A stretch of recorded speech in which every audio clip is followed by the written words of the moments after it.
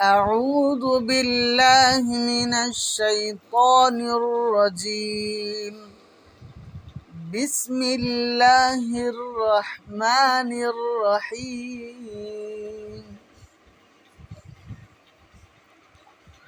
عبس وتولى أن جاءه الأعمى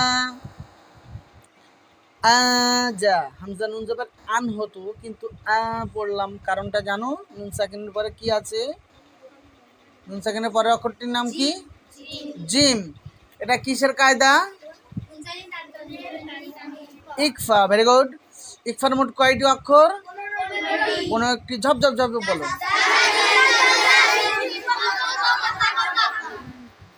অনেক জোরে হয়ে গেল, বুঝতে পারবেন। আমি একবার বলে দিই, তা সা জিম দাল জাল যা। যাক, 15টি অক্ষর, তার মধ্যে জিম অলরেডি চলে এলো এর মধ্যেই। তো এরপরে আমরা পড়লাম যা, অনেকটা এক্সট্রা টান দিলাম। তো এর বিশেষ কারণটা কি কেউ বলবে? বলো, জলদি বলো। মাদ্দা মুত্তাসিল। মুত্তাসিল আমরা বুঝলাম কিভাবে? ঝপঝপ। Very good. হুরফে মাদ্দার পরে আছে গোল হামজা, আর এই গোল হামজা দেখেই আমরা চিনতে পারি যে হামজা একই শব্দের মধ্যে আছে, যেটাকে মাদ্দা মুত্তাসিল বলে। ঠিক হুরফে মাদ্দার পর, হুরফে মাদ্দা বলতে আমরা বুঝি যেটা কি কি বলো তো? আলিফ মাদ্দা, ইয়া মাদ্দা, অ মাদ্দা এবং খাড়া জবর খাড়াজের উল্টা পেশকেও হুরফে মাদ্দা বলা হয়। ঠিক আছে? জি।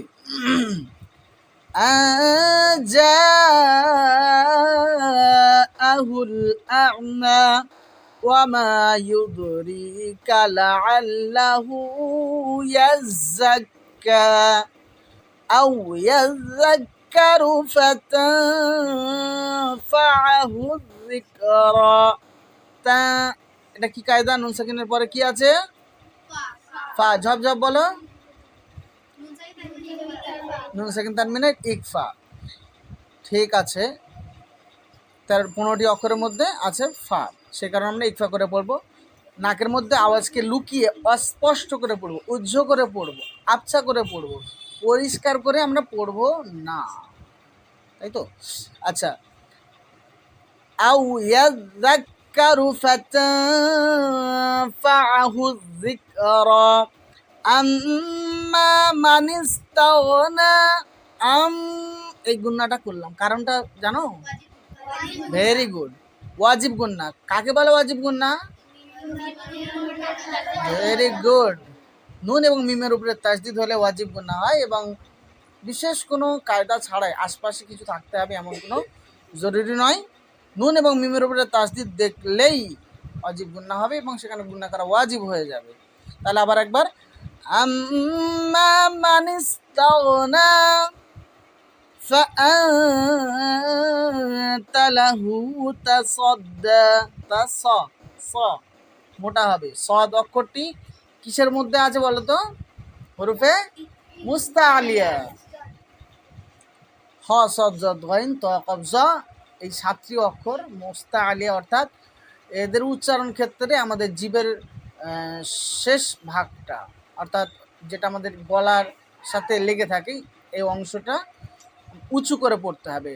এই জায়গা থেকে এর নামটা করণ করা হয় যে মুস্তাআলিয়া। মুস্তাআলিয়া অর্থাৎ এই অক্ষরগুলো উচ্চারণ ক্ষেত্রে আমরা জিবের গোড়াটা উঁচু করব। তার মধ্যে আছে সদ, খ সদ জদ গাইন ত কবজ, 7টি অক্ষরের একটি হলো সদ। তো আমরা সদকে উচ্চারণ সেভাবে করব, এগুলোকে পুরো অক্ষর বলা হয়। ঠিক আছে? তা এখানে গুণনা আমরা ইকফা এই কারণেই করলাম যেহেতু এখানে তা রয়েছে। ঠিক আছে? فأنت له تصدى وما عليك ألا يزكى وأما من جاءك يسعى। ঠিক একই কারণে আমরা এখানে টান দিলাম, তাই না? ওয়াহুয়া ইয়াখশা, ওয়াহুয়া ইয়াখশা। অনেকের আওয়াজ খাড় খাড় খাড় করে হয়, এই ক্ষয়ের উচ্চারণ এমনটা হবে না। রং কি করে হবে? ওয়াহুয়া ইয়াখশা ফাআনতা আনহু তালাহা। তালাহা হা একবারে হালকা। আফুল হুরুফ বলা হয় ফা এবং হাকে, যেখানে আমাদের আওয়াজকে একদম ঢিলা করতে হবে হালকার উপরে। এখানে আন পড়েছি, নুন সাকিনকে আমরা স্পষ্ট করেছি, কারণটা কি বলতে পারো? জব জব, নুন সাকিনের পরের অক্ষরটা কি?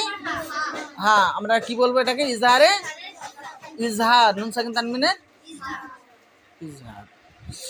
فأنت عنه تلهى كلا إنها تذكرة فمن شاء ذكره في صحف মুকাররামা। এইখানে আমরা একটা মিম দেখতে পাচ্ছি আয়াতের উপরে, এটার বিষয়ে আমরা জানি কিনা। এটা হলো ওয়াকফে লাজিম। কি বলা হয়? ওয়াকফে। এখানে দাঁড়ানো আবশ্যক, এখানে না দাঁড়ালে মিন চেঞ্জ হয়ে যাওয়ার সম্ভাবনা অনেক বেশি, সেই কারণে আমরা এখানে দাঁড়াবো। বাংলাতেও অনেক শব্দ আছে যেখানে যদি না দাঁড়ানো হয় তো মানে অনেক পাল্টে যায়, সেই কারণে আমরা সেখানে দাঁড়াবো অবশ্যই। তারপরে মারফুআতিন মুতাহহারা বিআইদি সাফারা কিরামিন বারারা। এখানে মিম গুণ করলাম, কারণটা কি বলতে পারো? নুন সাকিন তানমিনের ইকলাব। ঠিক। আচ্ছা, নুন সাকিন তানমিনের ইকলাব কাকে বলে? হ্যাঁ,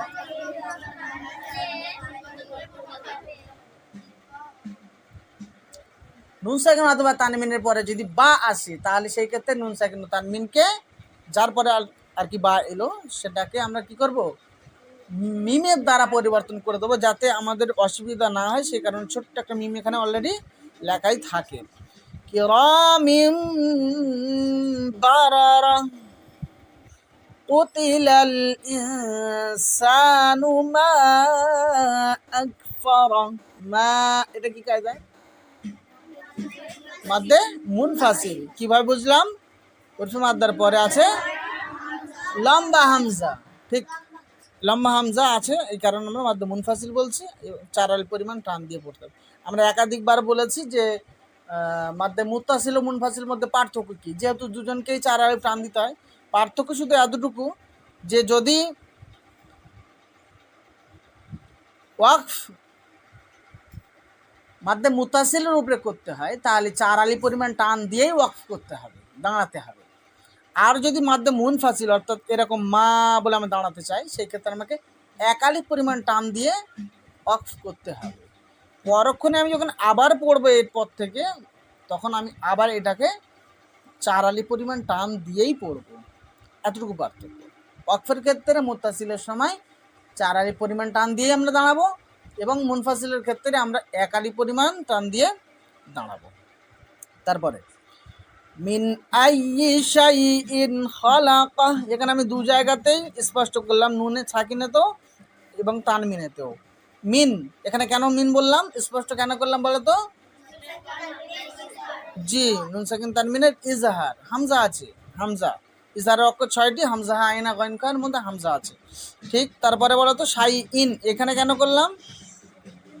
তানমিনের পরে খ আছে। ঠিক, এটাও ইজহার, হামজা আইনা গইন খ আছে। তো এরকম যখন থাকবে তানমিনের মধ্যে, তানমিন অথবা নুন সাকিনের পরে যদি এই রকম কোনো অক্ষর থাকে, অর্থাৎ এই 6টি অক্ষরের মধ্যে কোনোটি থাকে, তাহলে স্পষ্ট করে নুন সাকিন ও তানমিনের আওয়াজকে আমরা স্পষ্ট করে পড়ব। এটাকে ইজহার বলা হয়। মিন আইয়ি শাইইন খালাকা মিন নুতফা খালাকাহু ফাকাদ্দারা সুম্মা আস-সাবিলা ইয়াসসারা সুম্মা আমাতাহু ফাআকবারা কলকলা করা ওয়াজিব, তাই না? কাফকে কি বলা হয়? ওয়াজিব কলকলা। ঠিক। ফাআকবারা সুম্মা ইযা শাআ আনশারা কাল্লা লাম্মা ইয়াকযি মা আমরা فلينظر الإنسان إلى طعامه أنا صببنا الماء صبا ثم شققنا الأرض شقا فأنبتنا فيها حبا। কায়দাগুলো সব আমরা আগে বলে দিয়েছি, ওই কারণে এখন আর নতুন করে কোনো কায়দা বলছি না, পিছনে কায়দা পার হয়ে গেছে। وعنبا وقضبا, এখানে একটা নতুন কায়দা বাউ, এখানে আমরা গুণনা কেন করলাম বলো তো? তানবিনের পরে কি আছে? ওয়াও, ওয়াওটা কিসের কায়দা? তানবিন নুন সাকিনের কোন ভাগে পড়ছে? জি ঠিক বলছো, তানবিন নুন সাকিনের ইদগামে বিল গুন্না, ইদগামের বা দুইটি ভাগ, বিল গুন্না ও বিলা গুন্না, মানে গুন্না হবে একটা ক্ষেত্রে আর গুন্না হবে না আর একটা ক্ষেত্রে। হবে নার মধ্যে আছে র ও লাম, তাই না? র ও লাম হলে তানবিন অথবা নুন সাকিনের পরে কোনো গুন্না হবে না, নরমাল তাসদিদ যেমন মিলিয়ে পড়তে হয় এমন করেই পড়তে হবে। কিন্তু ইয়া ওয়াও মিম নুন এই চারটি অক্ষরের কোনোটি যদি তানবিন অথবা নুন সাকিনের পরে পাওয়া যায় তাহলে কি করে পড়তে হবে? গুন্না করে পড়তে হবে। আরেকবার, وعنبا وقضبا وزيتونا ونخلا, একই জিনিস। وحدائق غلبا وفاكهة وأبا متاعا لكم ولأنعامكم, এইখানে সেটা চলে এসছে, কি আছে? মাতা আল্লাকুম, এখানে আমরা গুণনা করব না, কি কায়দা বলো তো? ভেরি গুড, নুন সাকিন তানবিনের ইদগামে বিলা গুণনা, যেখানে আমরা গুণনা করব না, সাধারণভাবে মিলিয়ে চলে যাব। আরেকবার, মাতা আল্লাকুম ওয়ালি আনআমিকুম فإذا جاءت الصاخة, এখানে দুটো কায়দা আমি জিজ্ঞাসা করবো, বলো তো যা এটা কি কায়দা? মুত্তাসিল, গোলা হামজা দেখছি। আচ্ছা, এইটা কি কায়দা? সখ, ঠিক, ভেরি গুড। এটা হলো মাদ্দে লাজিম। মাদ্দে লাজিম আমরা চিনবো কিভাবে? হুরুফে মাদ্দার পর যদি সাকিন কিংবা তাসদিদ পাওয়া যায় তাহলে আমরা যার মধ্যে লাজিম আলিফ টান দিতে হবে। জি, পাঁচালি পরিমাণ এখানে টান দিতে হবে। আরেকবার, ফাইযা জাআতিস